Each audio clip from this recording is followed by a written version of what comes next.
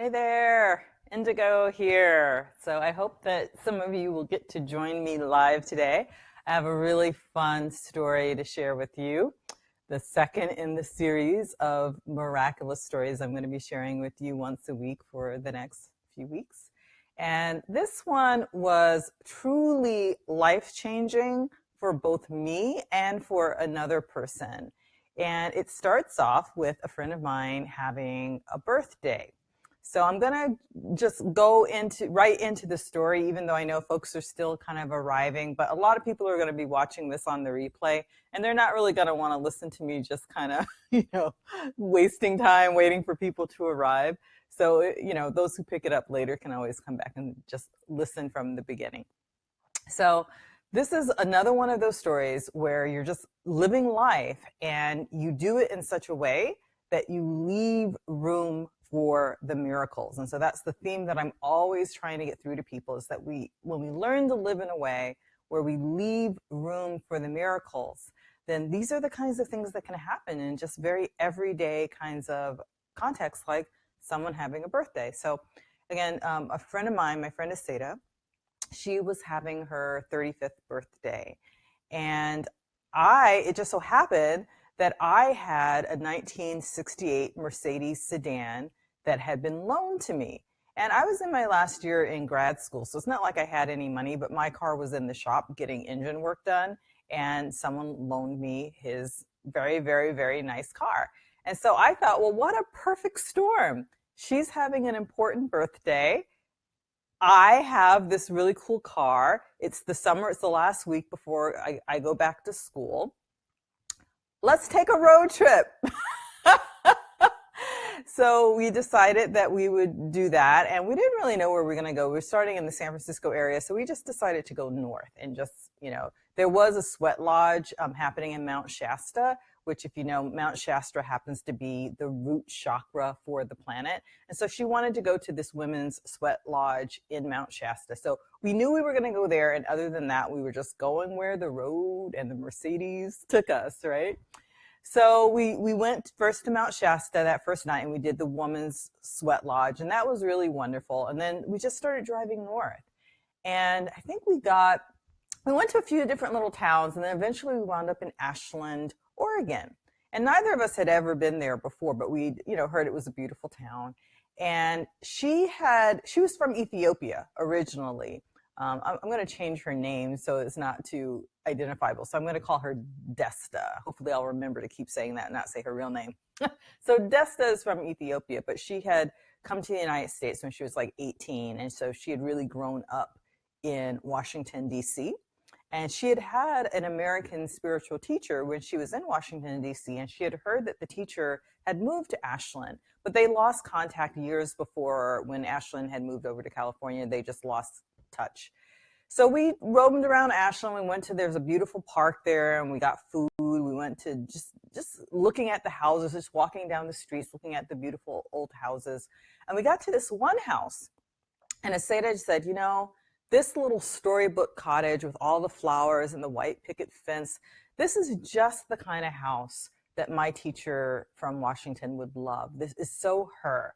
And so we just looked around a little more, and while we were standing there, a car drove up, and guess who was inside? Her teacher from Washington, D.C. It was, in fact, her house. So there was a little reunion between the two of them, and she introduced me, and of course her teacher invited us in for tea, and so we chatted, and your mind has to kind of bend itself to that. Like, it sounds so unbelievable, but when you're in the midst of it, it's like, wow. But then you're there, like, you're interacting with people, like you can't really get lost in the wow of it, right? You've gotta interact, right? So that's what we did. We just acted like, okay, well, there was that. I don't know how that happened, but okay, onward and upward, right? And so we went on with our trip and went other places. And then at a certain point, so on this trip, Desta was an architect. So her degree was in architecture, and she'd worked in architecture and building and construction and all that her entire life. But she'd always really wanted to be an artist, like in a gallery artist. And so on this trip, she had brought along some of her art, and I was like nudging her. Like, everywhere we would go, we would try to find a gallery, and I would try to, I would take her to show her work, and I would get her to show her work.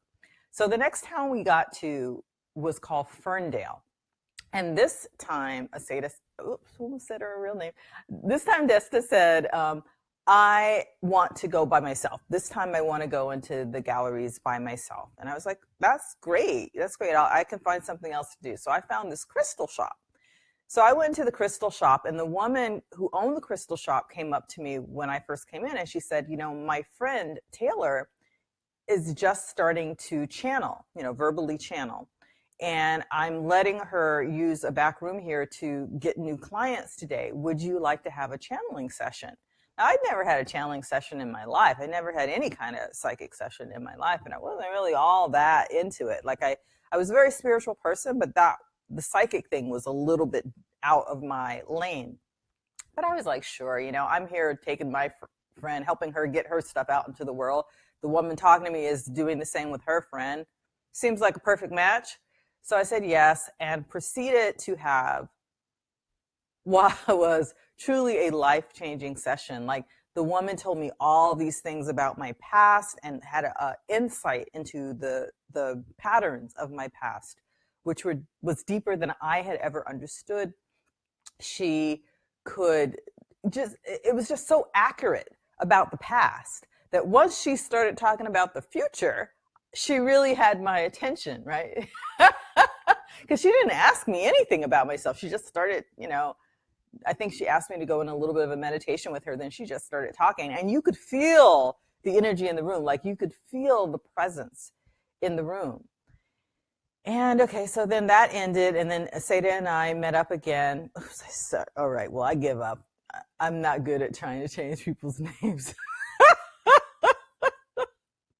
Anyhow, it's just their first name. So anyway, we met up again. And so then we went into like another little shop there in the town. And I don't know, I was just really fascinated with a lot of the things. And so I was complimenting the woman who owned the shop on all the different beautiful things that I love so much. So we got into a conversation. And then the woman said, okay, what are you girls up to? And we told her about our trip. And she said, well, where are you going next? Now, it so happens that this was Labor Day weekend. This was, I think, the Friday of Labor Day weekend. And we hadn't really, you know, we really didn't think about any of this. Like, because we were just like, oh, like, we got a car, let's just go. Let's go driving, right? Let's go see where we see, right? And that was all we really thought about. And it was her birthday, so it was then, right? But then the woman said, well, where are you going to, you know, we said we were going to go to Mendocino. And she said, well, where are you going to stay in Mendocino? And we were like, oh, we don't know. We never know. We just go into a town and we stop when we feel like we don't want to drive anymore. And that's the town. And then we find a place to stay. And then we stay there a day. And then we move on to the next place the next day. And we, you know, but we do know we want to go to Mendocino, like as we're heading back south now.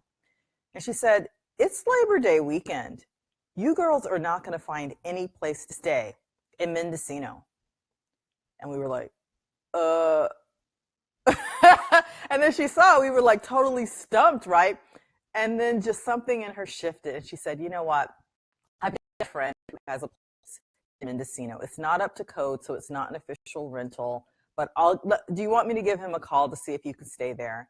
And we're like, yeah, please. So she did, and he agreed, and so we drove into Mendocino. Okay, so check this out. Okay, have any of you been to Mendocino? Like, Mendocino, it's all like $200-300 a night. It's like, you know, it's a quaint little seaside town, right? Very expensive. So we get into Mendocino. We follow directions to go to the place that she said, and the guy greets us. He has these two beautiful big poodles, the big standard sized poodles, black poodles that were so beautiful. And he takes us back to the cottage. All right, this cottage, it's the oldest building in Mendocino that's still standing. It had on Main Street. It had been pulled from its current location, rolled on logs, and pulled by an ox. The wallpaper in one of the rooms, I think in the bedroom, it was actually old newspaper, and the newspaper was from 1906. The date on the newspaper was 1906. The bathroom was its own separate room with an ocean view that had a clawfoot tub just in the middle of the room. This huge room with just a clawfoot tub looking out onto the ocean. We were a block and a half from the ocean. And he charged us $30 a night. Not $30 a night each. $30 a night for the both of us. So we stayed there, with divine blessing. We stayed there. And then from there, oh, hi, Elisa. It's good to see you, dear. From there, where did we go from there? Somewhere, we just kept driving south. And then we were driving and driving and driving. And so going out, right? Like when you're going out, especially you're seeing where you see, it's just an adventure. So you're not in any hurry. Now we were headed home. Like we'd had enough. We'd had all these incredible experiences. We'd seen, met incredible people and all this, and we were just ready to be home. So now we're just like driving down all these winding roads. And we knew from our map, this is before GPS, so we were actually using a physical, AAA map. We knew that Happy Camp, this town called Happy Camp, was about halfway between where we were and when we would basically be back in like really in the Bay Area, like within like, an hour of home kind of thing, right? So we're trying to get to Happy Camp because that means like now we're in the final stretch. Well, so the roads is like we're driving for like 20 minutes. So it'll say like, oh, you're 132 miles from Happy Camp. And we're like, fantastic. That means in 2 hours, we'll be in Happy Camp. I don't know why we thought that, but that's what we thought. It's ridiculous if you think about it. But we obviously were a little not really thinking about it. And so then we would drive like another half hour. And it would say, you're now 122 miles from Happy Camp. We're like, wait a minute. Like half an hour ago, we were 132 miles from Happy Camp, and then we would drive like another like hour and it'd be like, you are now 105 miles from Happy Camp. We're like, oh no. It was like Sartre's like No Exit. You guys know that play, and it's like, you never quite get there. You're always going, but you can never get anywhere. That's how it felt. It felt like we're never going to get to Happy Camp. So we started complaining a little bit about, there is no Happy Camp. It's just a myth. Which is like the perfect name, right? You could never get to Happy Camp. You keep pursuing it, but there is no Happy Camp. Anyway, at a certain point, it's like something shifted in both of us at about like within seconds of each other, right? And I don't even remember which one of us said it first, but one of us says, it's all right. It doesn't matter when we get to Happy Camp. This has been a spiritual journey. We're being led. Everything's happening with perfect timing. And then the other one said, you're right. It's like we're traveling on a spiritual path right now and nothing can go wrong. And then the other one confirmed back, you're right. It's a spiritual path. Exact words. Within seconds, we saw one of those highway signs, those brown signs that are like friends of such and such highway, like where people donate money and then they get a highway sign made. We saw one of those signs. And guess what the sign said? Spiritual paths. Now there's some confirmation from the universe. I mean, it was the most incredible thing. And then, eventually we did make it back. We made it to Happy Camp. Actually, the funny thing is we made it to Happy Camp finally that night, just like around dusk. And it was like, there was nothing there. It was like a crossroads with a gas station. I swear, that was Happy Camp. A crossroads with a gas station. And so as soon as we gassed up the car, I was like, okay, now on, what's our next objective? Happy Camp. It was like nothing, which is also it's a little bit of a teaching. Like, isn't that how life is? Like how elusive happiness is? It's like you can't wait to get to happiness and then you pass right through it. And it was like no event, right? Anyhow. So we finally got home. And so the final little bit of this story. So after that, both of our lives really did change. And not in a way that was like, oh, now I'm going to change my life. No, we had changed. We had been changed by the trip. And so now we were just being the new person we were. That's all. I mean, not like, I didn't know I had changed, right? And so she wound up over the next couple years, she shifted from architecture and construction to being just an exhibiting artist. And she did that for a few years, which was wonderful. I think it was probably the highlight of her life. She was definitely the happiest I've ever known her during those years.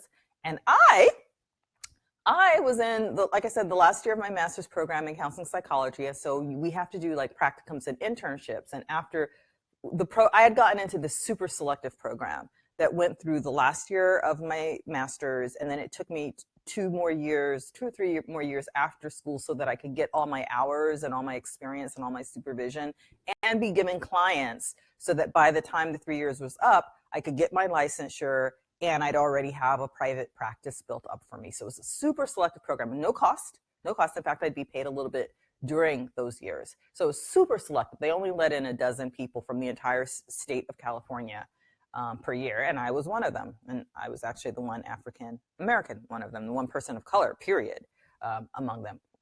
So school was starting back up, so that internship was now kicking into high gear, and I went to see my supervisor, who was also a woman of color, my sister actually.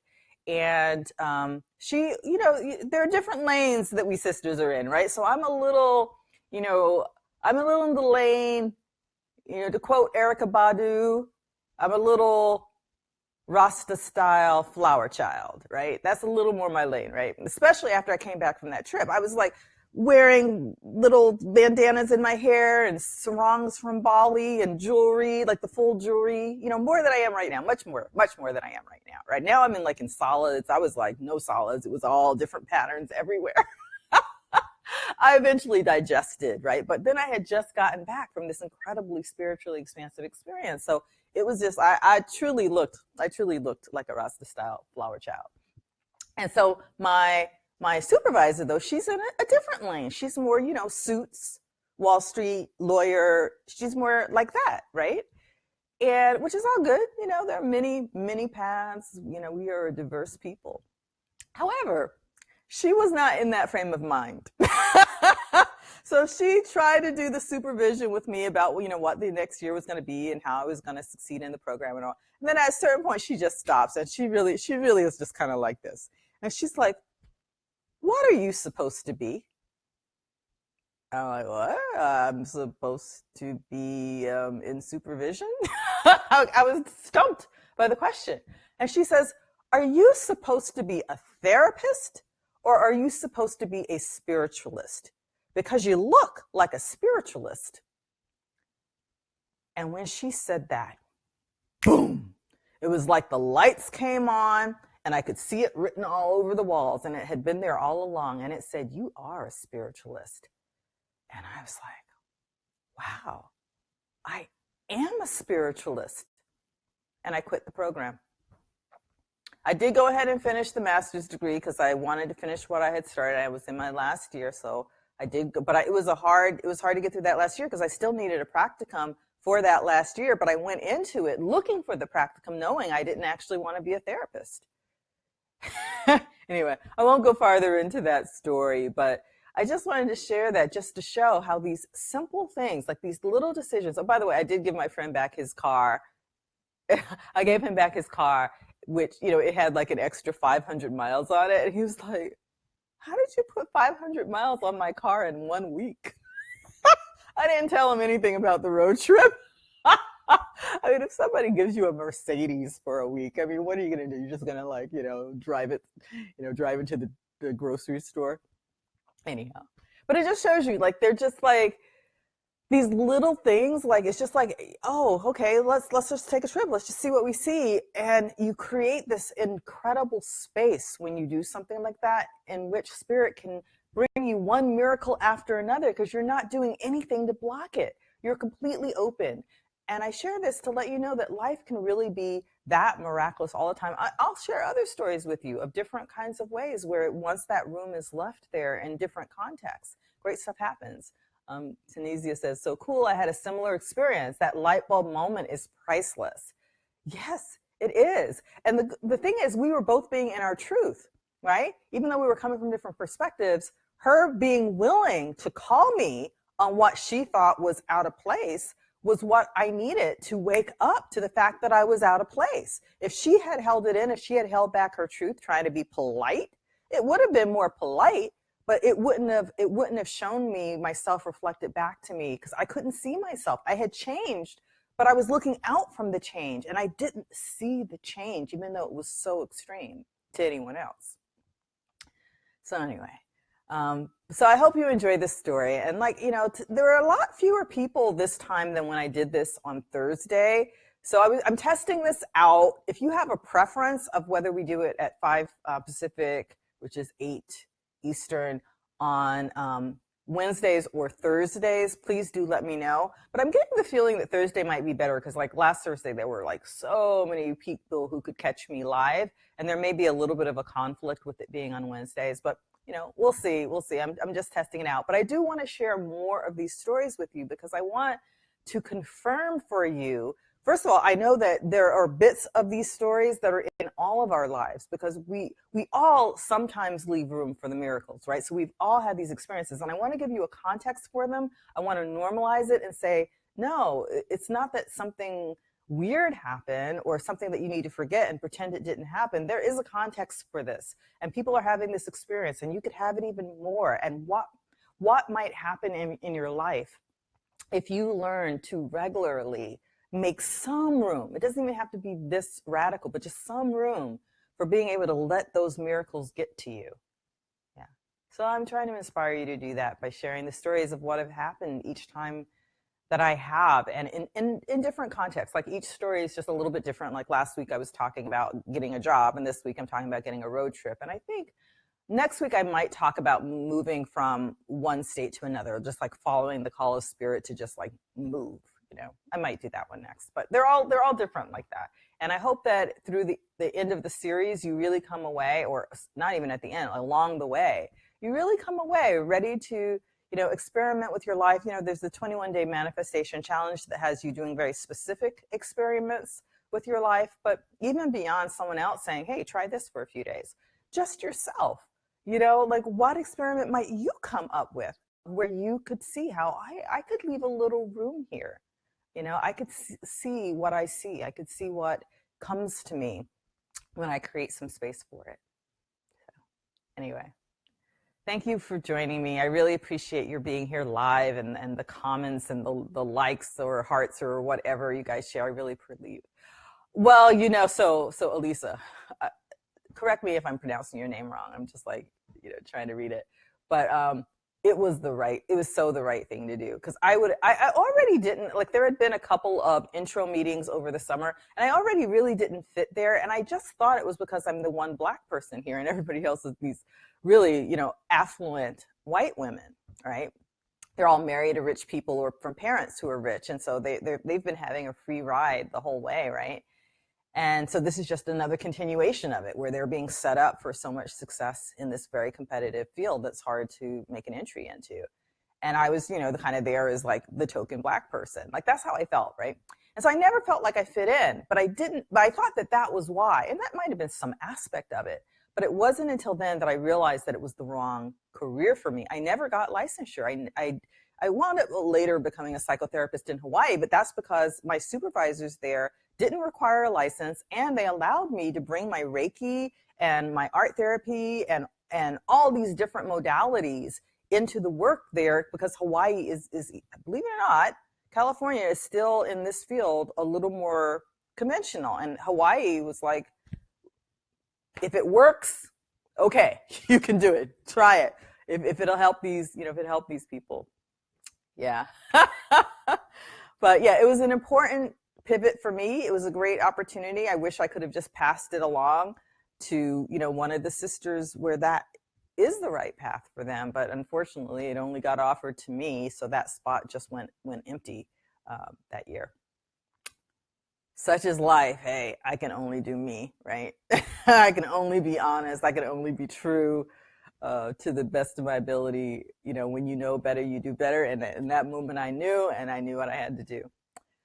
So anyhow, thank you again, everybody. And like I said, I'll see you either next Wednesday or Thursday. Probably I'm going to try again on Thursday next week. I'm also going to test this. So I did this thing where, I don't know if you guys are familiar with this software, but I use this new software just this week, where I'm here on the page with you right now, right? But this is also streaming to the People of Color Manifesting Destiny group live, like right now. But the last time I did it, it seemed like I couldn't tell if anybody actually saw it there, but the recording was there after I got off and looked. So I'm not sure if it's really working. I have to pay for it. So I do want to make sure it works if I'm going to keep paying for it. But anyway, so I'm going to go test that. But I think I'm going to keep doing it from here on the page on Thursdays at 5 p.m. Pacific, 8 p.m. Eastern, and just, run the series with you guys. And I hope that you'll keep coming back, that you'll put it in your calendar and join me for this experience of miraculous